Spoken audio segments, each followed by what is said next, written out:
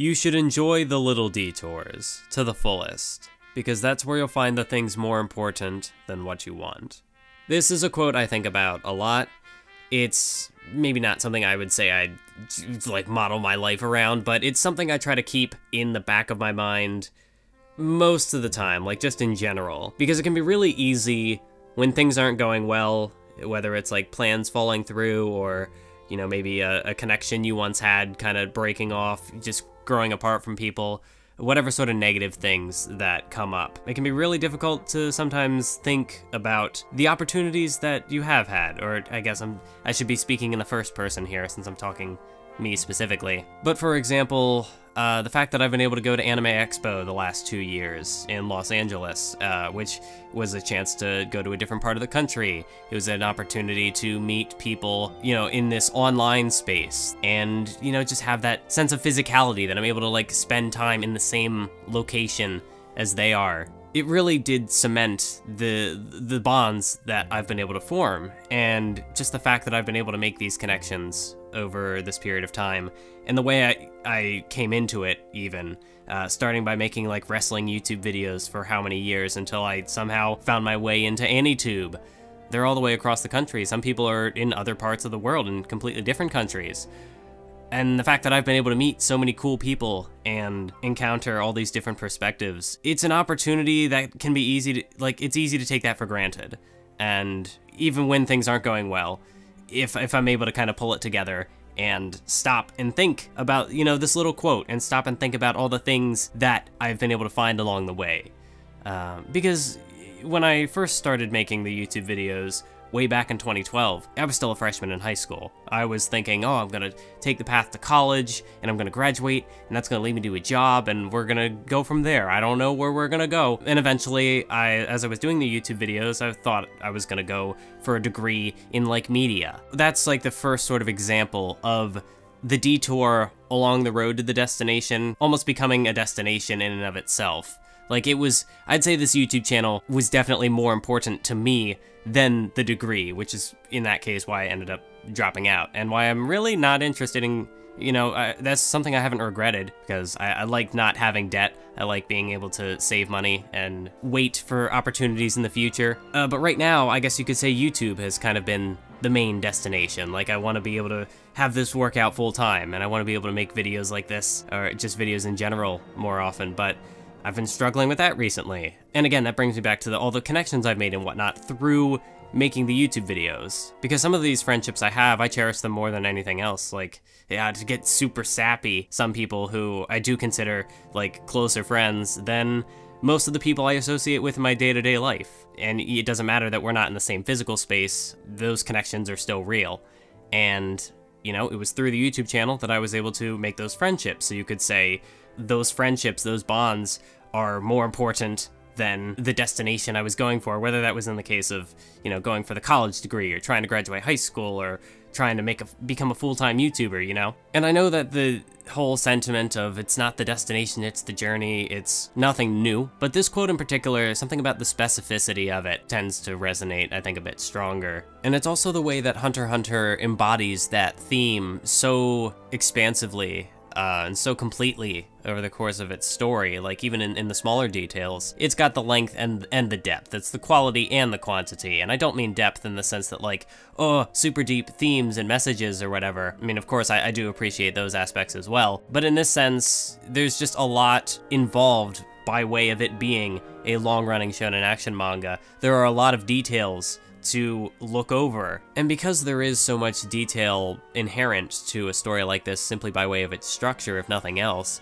there's always this sense of adventure when I go through it, because regardless of if it's the first time, or if it's the 5th, the 10th, the 20th time, there's always something new to appreciate about it, something I've glossed over before. And as well as that, the fact that so much time has passed since I first watched the series, I have changed as a person, and by way of me changing and gaining new perspectives, there are then new details in the story that I'm able to appreciate more than I could the first time.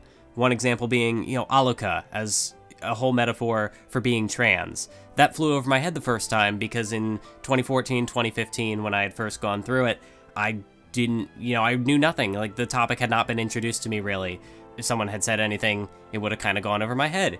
But after Ember Reviews put out that video, and I was able to go through the series again, like, it's so good. Alluka's so good, because when characters in the Zoldyck family are blatantly misgendering Alluka, and the way that it's handled in the story of Hunter x Hunter, like, it's not super drawn attention to, it just kind of exists, and people just kind of have to deal with it. I get that. I relate to that, and that makes the series so interesting in that particular regard, and it makes Alluka such an important character. And even on like a metatextual level, there will be people online who misgender Alluka, who don't bother to pay attention to the storytelling that's at play. And like I said, some of that might be ignorance, because I didn't know the first time through.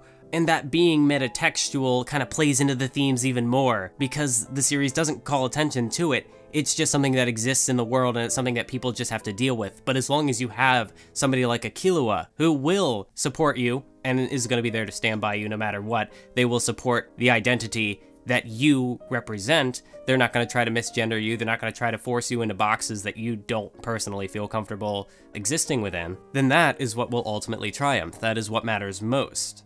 And the story doesn't have to explain that to you, and that's pretty cool. In the context of trans representation in general, but even just in the context of the story itself, and how that ties into Killua's character arc, and kind of what he represents, and his place in the Zoldyck family. And even on just a small scale, seeing somebody live tweet about it, and just kind of post their reactions to it, it's always cool. Just seeing someone go through a series that I enjoy, and I get a lot of enjoyment out of that. Because it is something I'm so passionate about, and being able to share that passion with someone else, it means a lot. And that's part of what this channel existing is about, is because I didn't really have people to talk to about anime in my personal life. I was in like my speech course. I know I was always trying to make speeches about anime, or make them anime related for the projects, and that was kind of like my personality. Like, I was the one who was super interested in anime. There wasn't really anybody who I feel like I could nerd out to about anything I was particularly super interested in. Whereas nowadays, I have a whole YouTube channel where I can make something about whatever sort of self-indulgent thought I have, or, even on a side channel, if I want to explore something through different avenues. It doesn't have to be in written form. It could be an AMV, or it could be a podcast, or, whatever I can come up with. Like recently, I made the Poppy AMV set to the Chimera Ant arc, and that was a lot of fun, because there are many different aspects of a production to appreciate. There are many different angles and lenses you could take to it. So by exploring it through these different avenues, in some ways I'm able to capture things that I'm not able to put in words. So by way of an AMV, I'm able to just kind of have those thoughts out there. And as I tend to do, I'm kind of rambling, getting off into the weeds here, but really with Hunter x Hunter more than anything else, I could talk your ear off. I could just talk video after video after video and talk about it all day if I really wanted to. And even after doing that, I still would not feel like I had properly represented the sheer appreciation that I have for this series. Whether that's from a general sense, like the character writing, or the big themes going on in the story, or even just very minor details or characters people might not even really pay a second glance to. Like, oh, Cheetu is a character that I've, grown more attached to, who it doesn't matter at all. Cheetu's irrelevant. Cheetu is the perfect fodder. He would have been great for my Jobber video, and I didn't include him because I hadn't thought of him at the time. But yeah, really, there's just so much to like about Hunter x Hunter. And part of the trick is I know that, the point can get kind of beaten into the ground with Hunter x Hunter, that, oh, it's a well-written series and people like it a lot. And that's what's also kind of interesting about Hunter x Hunter, is that in a way, both sides, like even the contrarian opinion, or the supposedly contrarian opinion, like both sides are both kind of overrepresented in a way, just because of how the nature of these sort of discussions tend to go. So if you just talk about like the narrator and Chimera Ant, I've seen tweets like describing it as like, oh, it's overrated and overhated at the same time, which I just think is really interesting. But it would really disappoint me if somebody would, really just in general, like if anybody would give up on a series because of the people who enjoy it. And, you know, that's not to say that Hunter x Hunter has, like, a super divisive fan base or anything. Like, most of the people I talk to are pretty civil, and, you know, they just genuinely appreciate the series. And even people who I've come across who don't really like the series that much, like, I'm sure they have valid reasons for not liking it.